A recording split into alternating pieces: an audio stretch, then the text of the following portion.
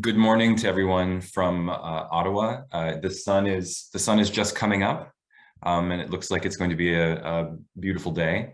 I want to acknowledge that I'm speaking to you today from the traditional unceded territory of the Algonquin Anishinaabe people. The importance of this acknowledgement is compounded today because in Canada, we recognize today the first National Day for Truth and Reconciliation, which is providing some space to acknowledge the harms done to Indigenous people over the last centuries of settlement, and particularly the children harmed at Canada's residential schools. So I wanted to take a moment to acknowledge that I'm speaking to you today in that context. And thanks to Daria for the invitation to participate, and everyone at PSI who is always very professional and a delight to deal with. I'm going to talk today very briefly about the Canadian context, but the inspiration, I think, for my comments and my subsequent question to everyone here it comes from a discussion I attended earlier in this pandemic where Naomi Klein was speaking, who I think some people are probably familiar with, about the idea of disaster capitalism and the way that capital takes advantage of crises. And I thought, well, that goes both ways. These crises, such as the coronavirus pandemic, also create opportunity. They also create opportunity for progress. And so later in the discussion, I would be very interested to hear what opportunities have opened up, or what opportunities for progress in this area does everyone see in their own home countries, in their own contexts. Because I think that we do have a window for that right now. First, a little background. So I'm going to give a little bit of background on the situation here in Canada. I'm going to use public transit, as an example of a public service and how the government's responded in this context, and then discuss sort of what direction CUPE would like to go over the next period of time.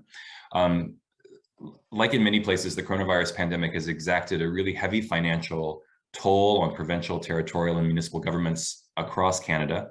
The estimated impact on provincial and territorial deficits in 2020, once it's all added up, will definitely be over 60 billion, which is a six-fold increase over 2019 deficits.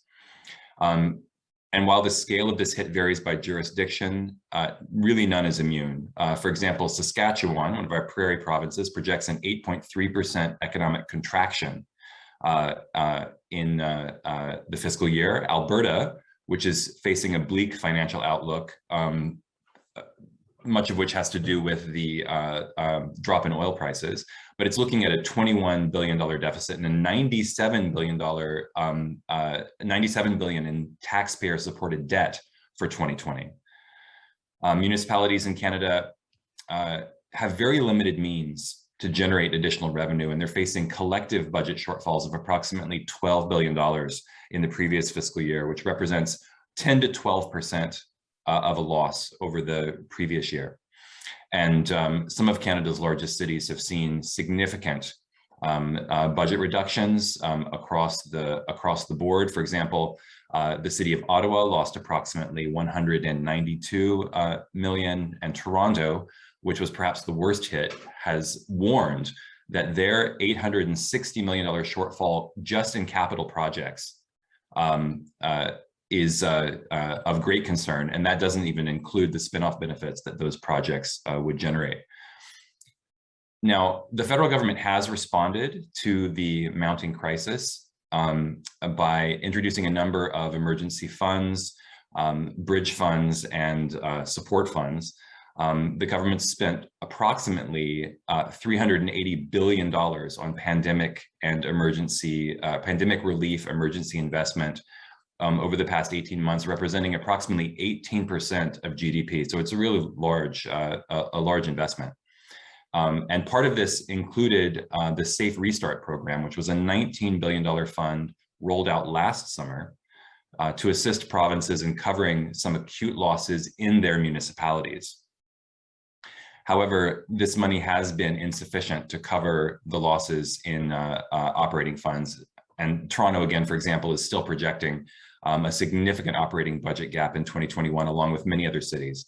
And so the big city mayors caucus of our municipal organization, called the Federation of Canadian Municipalities, is lobbying the federal government for even more aid. But what we've seen is that this crisis has also, I suppose, put some oil on the hinges of the money doors at the federal level, and there have been a significant number of funding announcements for local and regional governments coming out of the crisis. And I want to talk just very briefly about some announcements around public transit. So in February of this year, the government announced an 8-year, $15 billion transit fund that is designed to accelerate some of our shovel-ready transit projects and provide predictable funding for municipalities to build out their public transit networks. We have been calling for this for a long time. The Federation of Canadian Municipalities has been calling for this, for stable federal transit funding.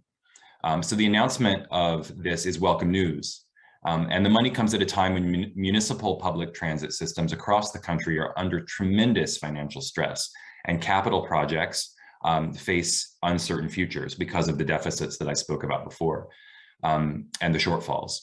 At the end of this past year, December 2020, Statistics Canada reported that ridership on Canada's public transit networks was down 65.8% over the previous year, and operating revenues were down 61.3% over the same period. And over all of 2020, total revenue was down 46%, or over $2.2 billion from 2019. So it's a significant loss. Public transit systems seem to always be on the brink of solvency anyway, so any kind of loss of that magnitude has significant impacts. Now, what's interesting about these funding announcements, unlike previous ones, is that they are direct. The fund includes, for example, $5.9 billion upfront that's going to be used to kickstart or speed up projects currently planned or underway, with disbursement to begin this calendar year and continue for the next 3 years. And unlike previous rounds of infrastructure funding, where the government has engaged in lengthy bilateral negotiations with provincial governments before anyone can see, before this money can start to flow, this initial pot of money will not be allocated proportionally between provinces and territories, but in fact will be available to any project that is ready to move. And there have already been allocation announcements announced for projects in Edmonton, Calgary, and Ottawa that will be used to replace the fleets with zero emission fleets.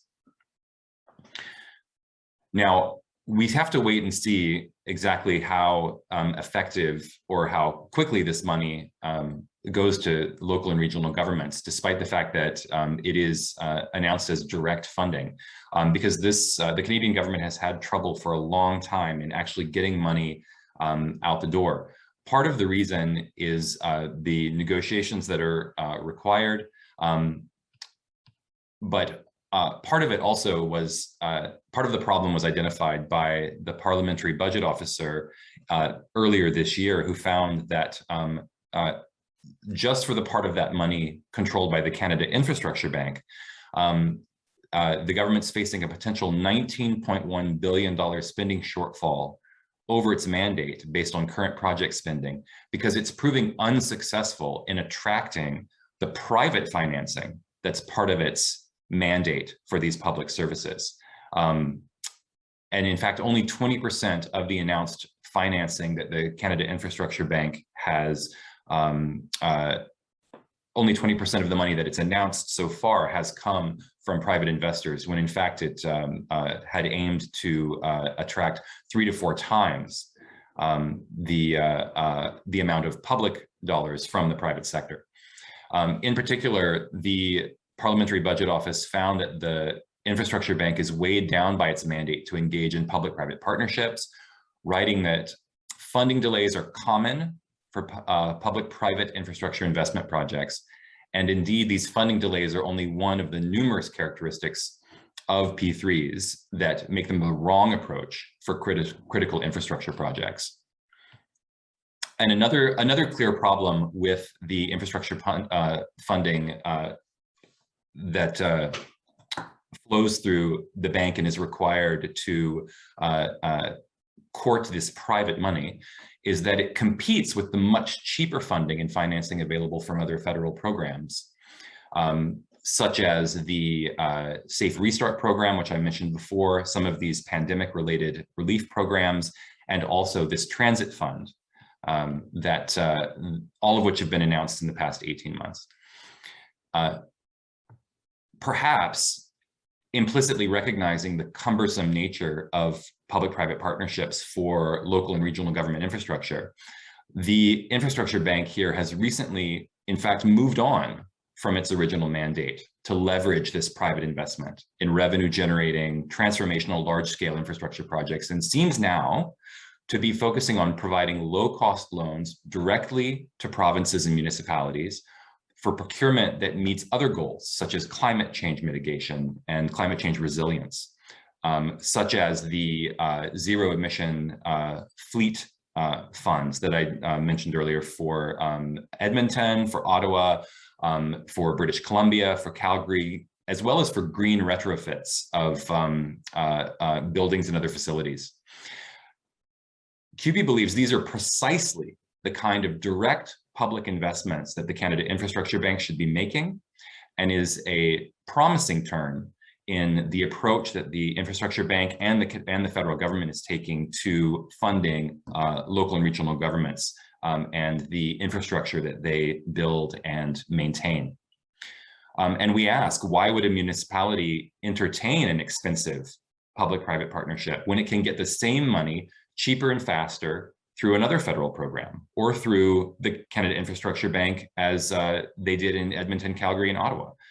The Infrastructure Bank's own performance record, the federal government's sizable commitment to funding infrastructure, these both serve to compete with and crowd out this expensive private financing.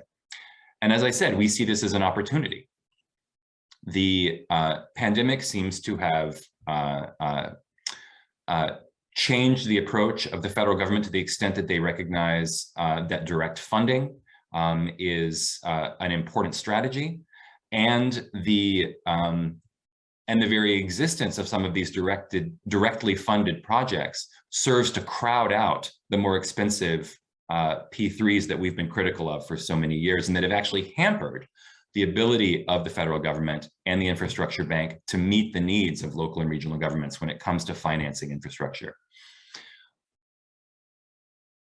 So we've been asking for 3 main things from the federal government. First, fund projects directly. This is the fastest and most effective way to get infrastructure built, to begin addressing the infrastructure gap.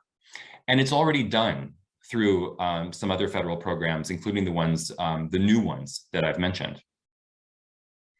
Second, the mandate to engage in, to leverage private financing should be abandoned.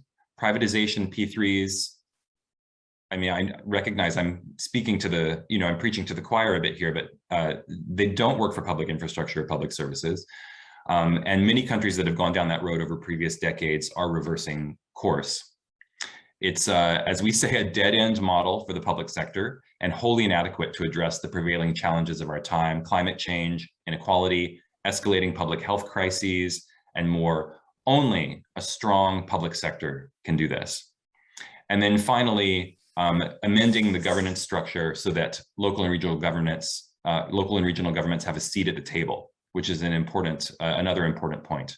A governing model that's more democratic, that includes rather than excludes municipal stakeholders, will better ensure the CIB keeps public interest at the fore. So we, seeing the changes over the past 18 months with the way that the federal government, through many of its agencies, including the Infrastructure Bank, have approached the funding of public services and public infrastructure, we see this as an opportunity to keep pushing on this point. And now that they seem to have adopted this, at least in part, for some things, it provides, again, an opportunity to use that as a model moving forward. So we've been trying to speak about this in a way that urges the government to lean into this, to not as a problem, but as an opportunity for changing the way that changing its relationship with local and regional governments, but also fixing some of the problems with disbursement that have plagued its infrastructure programs in the past. So that is briefly some of what's happening in the Canadian context in regards to the response to the pandemic. I know it's going to be different in different jurisdictions, but hopefully this hopefully there are other opportunities and other ways to take advantage of the moment that lead us in a progressive direction. And I'll conclude there for now, but I look forward to the discussion.